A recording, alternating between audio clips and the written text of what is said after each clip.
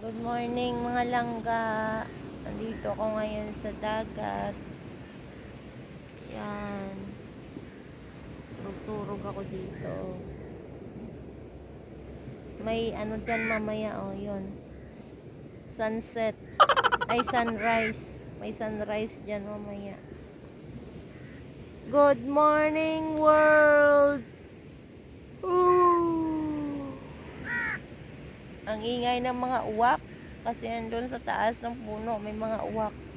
Dito ako sa ilalim ng puno. Yan. Andyan yung uwak sa taas. Okay, sa mga uwak. Oh, ang daming mga uwak. Yan. Dito ayan si Gerald. Ayun siya nakaupo. Ang ganda ng mga uwak. Oh, pinapaligiran ako dito ng mga uwak. Oh my God. Yan. Inaantay ko mga langga yung yung sunrise. Kasi doon sa dulo na yun may sunrise. So, yun. Diyan yung sunrise mamaya. Magbutlak yung araw. So, sarap ng tulog kasi napapaligiran ako ng mga uwak. Sa taas ng puno yung uwak. Mga pita yung mga langga. Siyempre, andito tayo sa dagat. Di pa rin mawawala yung pagkakape ni Inday. Tara, magkape tayo.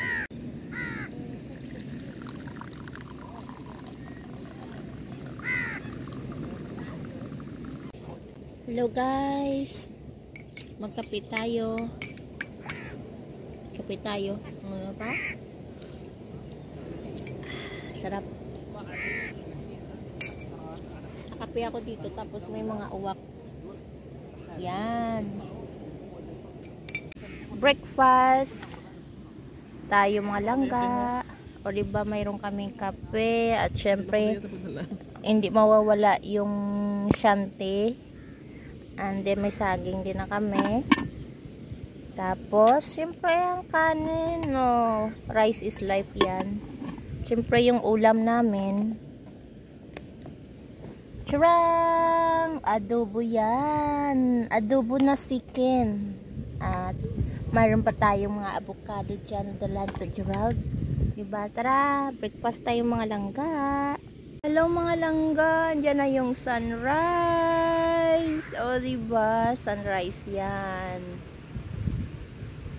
Diba? Parang nasa Milan lang kami. O. Ang daming uwak. Ang daming kalapati. At saka ang ganda ng ambience. Oh my God. Breakfast sa dagat. May daming mga tao doon. Oh. Nag-jogging sila kakadlakad. O, go tumbo-tumbo yung uwak. Uwak. Yan. Iba nag-exercise. Yung dagat nila dito mga langga, ginalinis yan. Ayun o. May, kumbaga, nga tagalinis ng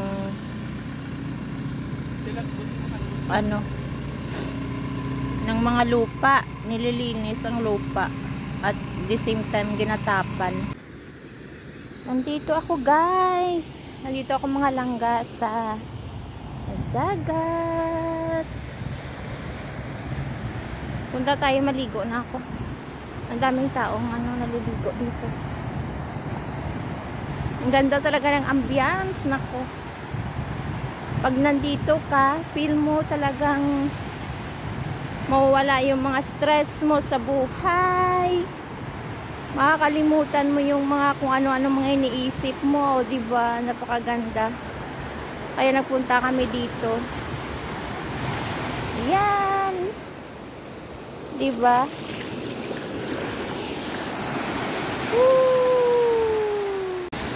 Sarap talaga maligo as in. O di ba? Ang galing. Ang daming mga locals dito nga na nandito mga langga. Kasi ngayon weekend, Saturday morning, andito maraming mga locals dito na pumunta, naliligo. Ayan. At saka nag-i-exercise sila, papatanggal ng kanilang mga cholesterol, mga taba-taba nila sa katawan. Ang daming nagja-jogging dito. Kaya napakaganda ng ambience talaga. Diba?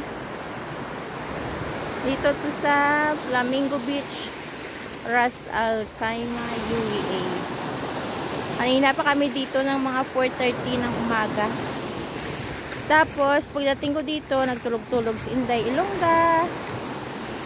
Tapos, si Gerald naglakad-lakad. Pagkatapos, nag-breakfast. And then, mamaya, uwi na rin ako. Uwi na rin kami. Dahil may pasok pa tayo ulit. Diba, nakaka-relax talaga yung mga alon. Pag nakikita mo yung mga alon na ganito, nakaka-relax. Yan, yung mga lokalos na yan. Kasi, Saturday ngayon.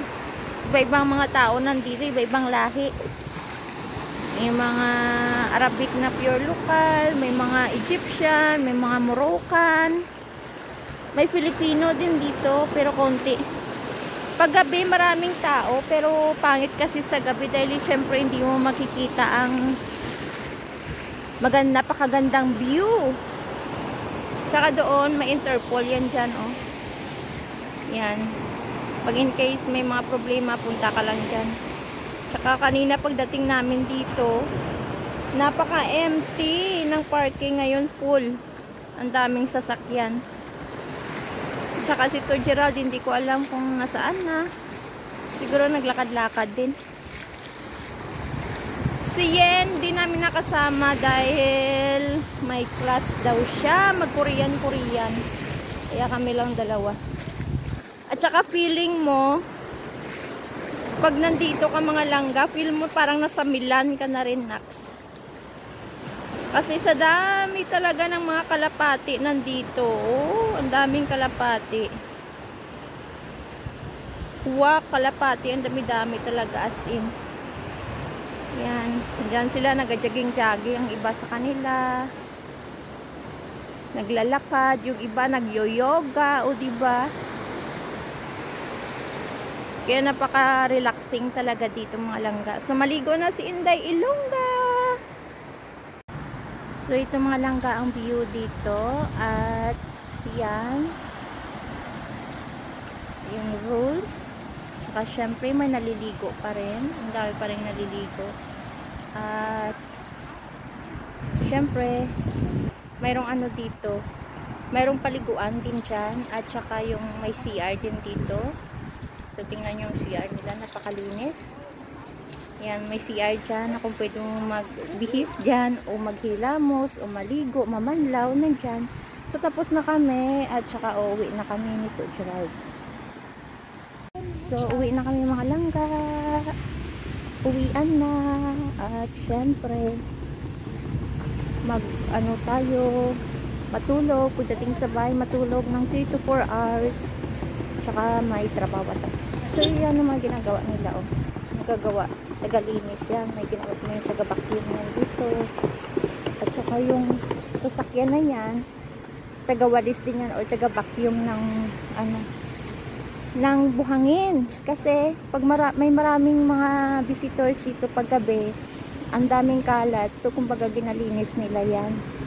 At saka Pinoy ang driver niyan. Ayan si Wiggy Kabayan. Oh, say hi! Kabayan yan, kabayan yung driver. Kaya yun mga langga, ginalinis nila, diba? Napakalinis. Ang ganda ng ano nila dito, ng beach.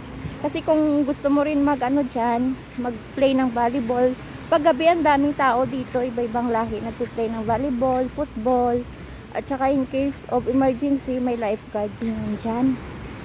Tsaka yung mga to, oh, nagalinis sila. Assalamualaikum. Ayan, mabuti. Diba ang daming pigyon.